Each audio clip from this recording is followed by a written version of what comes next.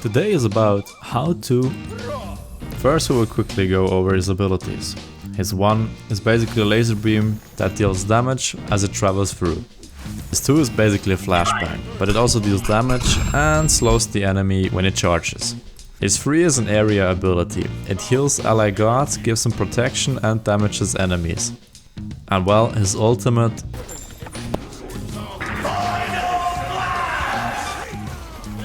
It's hard to see, but his ultimate actually makes you CC Moon, which can be very handy to get out of tricky situation or to avoid stuns, like in the example right now. His passive, it just gives some boots for basically spamming his abilities like a maniac. So that's what you should do. Spam his abilities like a maniac. In terms of the leveling order, his 1 is a must go, always level his 1 first, simply for the lane clear and the damage. Then for the second one it depends on your playstyle. If you like to be more aggressive, go for the 2. If you like to be more defensive and more of a support player, then go for the 3. Now our shiny boy here really excels in team fights, dealing damage, lane clearing, lane pressure, actually even sustain, because his heal allows him to stay in lane longer. But he's also pretty good at spamming emotes. Now, who's good in combination with Ra? And that's quite simple. It's basically every guard and can provide a setup. So a Guardian that can hold an enemy in place for a few seconds, or even an Artemis with her ultimate that can stun an enemy for a second. Basically every guard that can hold an enemy in place for a short time so that Ra can land his abilities and deal massive damage. All those guards work very well in combination with our shiny boy. His worst enemies on the other hand are actually quite the same guys. Everybody that can hold Ra in place for a short time. Since Ra doesn't have an escape, he's pretty much dead as soon as he's crippled, stunned, rooted or anything, because our shiny boy can only float away. He doesn't have a jump or another escape. As for builds, as you hopefully know when you play this game, there isn't one build that can cover every situation. With Ra you have to recognize what his weaknesses are and build around it. But for the start, some core items. If you struggle with staying alive, then get yourself Warlock Staff for the beginning, it makes you more tanky. Shoe of Magi, just for the penetration and power it gets, it helps you clearing.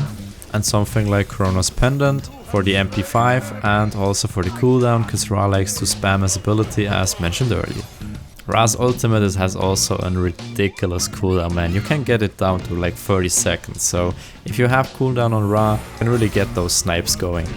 But you prefer to deal more damage or focus more on the damage side, then switch Warlock Staff out for Book of Thoth, which also comes with MP5, which can help you stay longer in lane, especially if you play Ra in mid lane on Conquest. On the situational items, Gem of Isolation can be very fun to play with, simply because it slows down the enemies and so makes it easier to land all your abilities, and you also have a slow already, so you can pretty much get him to a stop.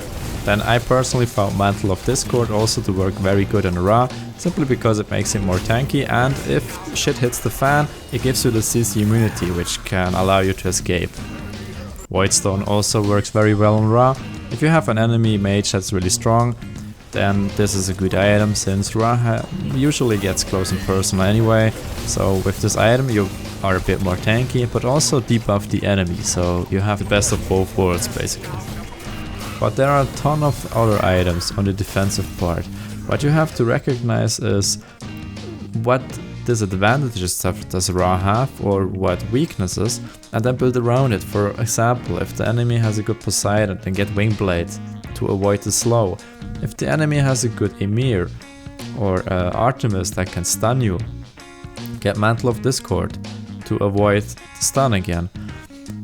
Or if they have burst mages or burst assassins, get yourself some protection or health to be more tanky. So always look what your weakness is in the current game and then build around it. Now, how to play Ra. You have to be aware of your positioning. That's extremely important with Ra. If you have trouble with that, use wards. I mean, even more than you usually do, right?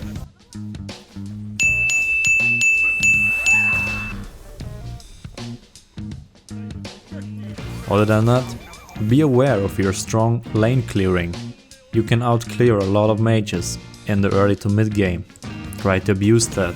Put pressure on them. Don't be afraid to use your ultimate, as it will be up in a short time again.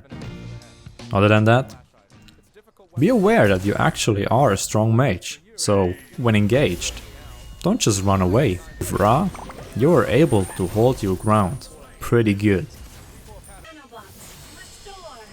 Alright, and that's basically how to Ra.